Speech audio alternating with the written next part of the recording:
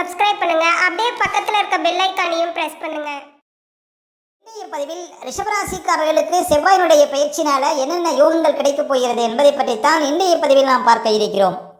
தமிழுக்கு விசுவாசு வருடம் வைகாசி மாதம் 23ஆம் தேதி முதல் ஆடி மாதம் 12ஆம் தேதி வரை, ஆங்கில தேதிக்கு ஜூன் 6ஆம் தேதி முதல் ஜூலை 28ஆம் தேதி வரை கிட்டத்தட்ட ஒரு 52 நாட்கள் ராசிக்கு 4ஆம் இடத்திலே செவ்வாய் பகவான் சஞ்சாரம் செய்திருக்கிறார். இந்த செவ்வாய் ராசிக்கு 4ஆம் இடத்தில் அமர்வதனால ரிஷபராசிக்காரர்களுக்கு வாழ்க்கையில் என்னென்ன அதிர்ஷ்டங்கள் கிடைக்கும் என்பதை பற்றித்தான் இன்றைய பதிவில் நாம் பார்க்க இருக்கிறோம். ரிஷபம்ங்கிறது காலபுருஷ தத்துவத்தில் 2வது ராசியாக வரும். இந்த ராசிக்கு அதிபதி சுக்கிர பகவான் ஆவார். ரிஷபராசிக்குள் கார்த்திகை நட்சத்திரம் 2, 3, 4 பாதங்களும், ரோகிணி நட்சத்திரம் 4 பாதங்களும், மிருகசிரிஷ நட்சத்திரம் 1ஆம் பாதம் 2ஆம் பாதம் இந்த ராசிக்குள்ளே வரும். பொதுவாக ரிஷபராசிக்காரர்கள் பாருங்கள், அழகானவர்கள், இளமையானவர்கள், எப்பொழுதும் பாருங்கள் சுறுசுறுப்புடன் காணப்படக்கூடியவர்கள் இந்த ராசிக்காரர்கள். அதே போல் செல்வந்தர்கள், வாகன யோகம், பூமி யோகம் உடையவர்கள், நீர் சம்பந்தப்பட்ட ஆதாயம் உடையவர்கள், அதே போல் சகிப்புத்தன்மை உடையவர்கள், பணம் சார்ந்த யோகம் உடையவர்கள், செல்வ செழிப்பு உடையவர்கள் பாருங்கள் இந்த ரிஷபராசிக்காரர்கள். அதே போல் மாட மாளிகையில் வசிக்கக்கூடியவர்கள், இந்த உலகத்தில் வாழும்போதே எல்லா சுகத்தையும் அனுபவிக்கக்கூடியவர்கள் பாருங்கள் ரிஷபராசிக்காரர்கள். சரி, ரிஷபராசிக்காரர்களுக்கு இந்த செவ்வாயினுடைய பயிற்சி எப்படி இருக்கும் என்று பார்ப்பதற்கு முன்னால் செவ்வாய் பகவானை பற்றி ஒரு சில வரிகள் பார்ப்போம். செவ்வாய் பாருங்க பூமிக்காரகன் என்று அழைக்கப்படக்கூடியவர். ஒரு மனிதனுக்கு உடல் உறுதிக்கும் மன உறுதிக்கும் காரகம் உள்ளவர் பாருங்க செவ்வாய் பகவான். அதாவது வீரத்திற்கும் தைரியத்திற்கும் காரகம் உள்ளவர் பாருங்க செவ்வாய் பகவான். அதே போல் ஒருவர் அதிகார பதவியில், அதாவது ஆணையிடக்கூடிய பதவியில் ஒருவர் இருக்கணும் அப்படின்னா அவர் ஜாதகத்தில் செவ்வாயினுடைய பலம் ஓங்கி இருக்க வேண்டும். அதே போல் நீதித்துறையில், நிதித்துறையில், இராணுவத்தில் பாருங்கள் உயர் பதவியில் ஒருவர் இருக்கணும், இராணுவ தளபதியாக இருக்கணும், அதே போல் ஒருவர் நீதிபதியாக இருக்கணும் அப்படின்னா அவர் ஜாதகத்தில் செவ்வாய் பலமாக இருக்க வேண்டும். அதாவது பொதுவாக சொல்லப்போனால் போலீஸு, இராணுவம், மருத்துவம், அதே போல் பாருங்கள் அறுவை சிகிச்சை, தீயணைப்புத்துறை போன்ற துறைகளில் ஒருவர் ஜொலிக்கணும் அப்படின்னா அவர் ஜாதகத்தில் பலமாக இருக்கணும் செவ்வாய் பகவான். அதாவது யூனிஃபார்ம் சார்ந்த துறையில் பாருங்கள் செவ்வாய் ஆதிக்கமுடையவர். அதே போல் பொறியியல் வல்லுநர்களை உருவாக்கக்கூடியவர் பாருங்கள் செவ்வாய் பகவான். மின்சாரத்துறையில் ஒருவர் உயர்ந்த பதவியில் இருக்கணும் அப்படின்னா செவ்வாய் பலமாக இருக்கணும். அதே போல் ஒருவர் ரியல் எஸ்டேட் சார்ந்த துறையில் அதிகம் சம்பாதிக்கணும் அப்படின்னா அவர் ஜாதகத்தில் செவ்வாய் பலமாக இருக்கணும். அதே போல் விளையாட்டுத்துறையில் ஒருவர் ஜொலிக்கணும் அப்படின்னாலும் செவ்வாய் பலமாக இருக்கணும். ஒருவருக்கு இளைய சகோதரர்கள் இருக்கணும் அப்படின்னா செவ்வாய் ஜாதகத்தில் பலமாக இருந்தால் தான் இளைய சகோதரர்களே உருவாவாங்க. அதே போல் பாருங்கள் ஒருவர் பஞ்சுவாலிட்டியாக இருக்கணும் அப்படின்னா அவருடைய ஜாதகத்தில் செவ்வாய் பலமாக இருக்கணும். சரி, இந்த செவ்வாயினுடைய பயிற்சினால் ரிஷபராசிக்காரர்களுக்கு என்னென்ன மாற்றங்கள் நடக்க இருக்கிறது பாருங்கள். ரிஷபராசிக்காரர்களுக்கெல்லாம் கிட்டத்தட்ட ஒரு 6-7 மாதமாக ராசிக்கு 3ஆம் இடத்திலே செவ்வாய் பகவான் நீச்ச நிலையில் சஞ்சாரம் செய்தார். அதாவது 2024 நவம்பர் மாதத்துலேருந்து பாருங்கள் உங்களுக்கு 7க்கும் 12க்கும் அதிபதியான செவ்வாய் ரொம்ப வீக்காக இருக்கிறாருங்க. 7ஆம் அதிபதிங்கிறது உங்கள் வாழ்க்கை துணைவர். நிறைய பேருக்கு பாருங்கள் 2024 நவம்பருக்கு பிறகு உங்கள் வாழ்க்கை துணைவருக்கு பாருங்கள் நிறைய பிரச்சனைகள், அதாவது உடல் ரீதியாகவும் பிரச்சனை, மன ரீதியாகவும் பிரச்சனை, ஒரு சிலருக்கு வாழ்க்கை துணைவருக்கு உயிர் சேதம் ஏற்படக்கூடிய அளவுக்கு பாருங்கள் கண்டங்கள் ஏற்படக்கூடிய சூழ்நிலை, உங்கள் வாழ்க்கை துணைவருக்கு பாருங்கள் இன்னும் சொல்ல போனால் கணவன் மனைவிக்குள்ளே பிரிந்து வாழக்கூடிய சூழ்நிலை, இதெல்லாம் இருந்திருக்கும். நிறைய பேருக்கு பாருங்கள் 6-7 மாதமாக சரியாக தூக்கம் அல்ல அப்படிங்கிற ஒரு நிலையும் இருந்திருக்கும். ஏன்னா 12ஆம் அதிபதி நீச்சமாக இருந்தார். அதே போல் ரிஷபராசிக்காரர்களுக்கு வெளிநாடு சார்ந்த விஷயத்திலும் பாருங்கள் பிரச்சனைகள் இருக்கும். ஒரு நல்ல, அதாவது வெளிநாட்டில் இருந்தும் ஒரு நல்ல ஒரு வேலையில் இல்லை அப்படிங்கிற ஒரு நிலை இருக்குங்க ரிஷபராசிக்காரர்களுக்கு. அதே போல் பாருங்கள் 12ஆம் அதிபதி நீச்சமாக இருந்ததுனால சொத்து வகையில் விரயம், ஆபரண நஷ்டம். இப்போ ஒரு 6-7 மாதமாகவே ரிஷபராசிக்காரர்கள் ஆபரணத்தை எல்லாம் விற்கக்கூடிய சூழ்நிலை, இல்லைன்னா அடகு வைக்கக்கூடிய சூழ்நிலை, வீட்டில் அழகு பொருட்கள், ஆடம்பர பொருட்கள் பாருங்கள் சேதம், ஒரு சிலருக்கு வீட்டில் பாருங்கள் ஏதாவது ஆபரணங்கள் திருடு போகக்கூடிய சூழ்நிலை. அதே போல் இளைய சகோதரர்களால் பாருங்கள் உங்களுக்கு விரயங்கள். அதே போல் நண்பர்களுக்குள்ளே பாருங்கள் பிரச்சனை.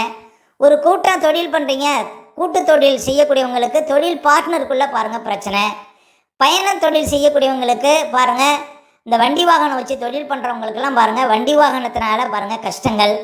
இப்படி நிறைய சிரமங்களை பார்த்துருப்பீங்க. இன்னும் சொல்ல போனால் வியாபாரத்தில் பெரிய சரிவு இருந்திருக்குங்க. கிட்டத்தட்ட 6-7 மாதமாக ரிஷபராசிக்காரர்கள் வியாபாரம் பண்ணக்கூடியவங்களுக்கெல்லாம், அதாவது சரக்குகள் எல்லாம் தேங்கக்கூடிய சூழ்நிலை இருந்திருக்கும் ரிஷபராசிக்காரர்களுக்கு.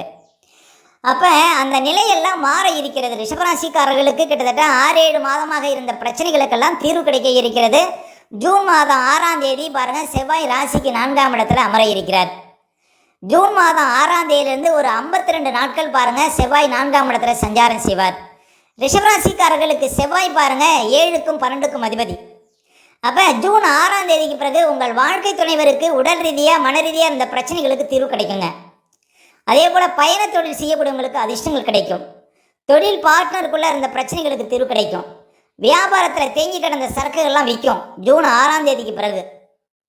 அதே போல் பாருங்கள், சொத்து வகையில் இருந்த பிரச்சனைகளுக்கு தீர்வு கிடைக்கும். கணவன் மனைக்குள்ளே இருந்த பிரச்சனைகளுக்கு தீர்வு கிடைக்கும். வெளிநாடு வாய்ப்புகள் தேடி வரும். நண்பர்களுக்குள்ளே இருந்த பிரச்சனைகளுக்கு தீர்வு கிடைக்கும். அதே போல் தூக்கம் இல்லாமல் அவதிப்பட்டவர்களுக்கு அந்த நிலை மாறும். ஜூன் 6ஆம் தேதிக்கு பிறகு பாருங்கள், உங்களுக்கு அதிர்ஷ்டம். ஜூன் 6ஆம் தேதிக்கு பிறகு ரிஷபராசிக்காரர்கள் ஏதாவது வீடு கட்டணும், ஒரு இடம் வாங்கணும், ஒரு கார் வாங்கணும், ஒரு போர் போடணும் அப்படின்னா அதை செய்யலாங்க.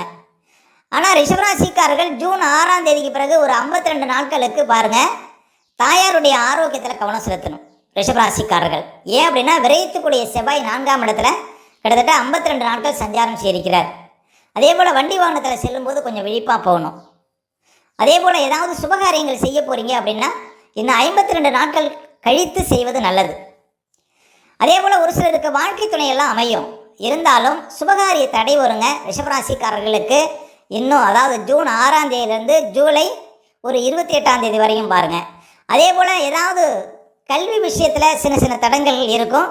ஜூலை 28ஆம் தேதிக்கு பிறகு கல்வி விஷயத்தில் பாருங்கள், உங்களுக்கு அதிர்ஷ்டம் ஏற்படும். அதே போல் புது வேலை கிடைக்கும். ஏன்னா ரிஷபராசிக்காரர்களுக்கு செவ்வாய் 4ஆம் இடத்துல 10ஆம் இடத்தை பார்ப்பார். அப்போ புது வேலை கிடைக்கக்கூடிய வாய்ப்புகளை கொடுக்கும். அப்போ ரிஷபராசிக்காரர்களுக்கு இந்த செவ்வாயினுடைய பயிற்சி நல்ல மாற்றத்தை கொடுக்கும் அப்படின்னு சொல்லலாம். ரிஷபராசிக்காரர்கள் பாருங்கள், ஜூலை 20ஆம் தேதியிலிருந்து ஜூலை 23ஆம் தேதி வரையும் இந்த 4 நாட்கள் மட்டும் கொஞ்சம் ஒரு சில விஷயத்தில் விழிப்பாக இருக்கணுங்க ரிஷபராசிக்காரர்கள்.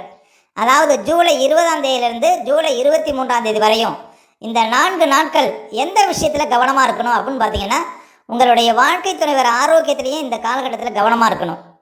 இந்த காலகட்டத்தில் கூட்டு தொழில் செய்யக்கூடியவங்க ஏதாவது தொழில் பார்ட்னருக்குள்ளே பாருங்கள் பிரச்சனை வருவதற்கு வாய்ப்பு இருக்குது. இந்த காலகட்டத்தில் நண்பர்களும் நீங்களும் சேர்ந்து வண்டி வாகனத்தில் செல்வதை தவிர்க்கணும். அதே போல் இந்த ஜூலை 20ஆம் தேதியிலேருந்து ஜூலை 23ஆம் தேதி இந்த 4 நாட்களும் கணவன் மனைவி சேர்ந்து பாருங்கள் ஏதாவது வண்டி வாகனத்தில் செல்வதையும் தவிர்க்கணும். அதே போல் பாருங்கள், ஏதாவது ஒரு இடம் வாங்க போகிறீங்க அப்படின்னா முன்பணம் கொடுக்கக்கூடாது. அதே போல் தாயாருடைய ஆரோக்கியத்தில் இந்த காலகட்டத்தில் கவனம் செலுத்தணும். இந்த காலகட்டத்தில் மன அழுத்தம் வருவதற்கு வாய்ப்பு இருக்குது. இந்த 4 நாட்களும் தூக்கம் இல்லாமல் அவதிப்படக்கூடிய சூழ்நிலை கொடுக்கும்.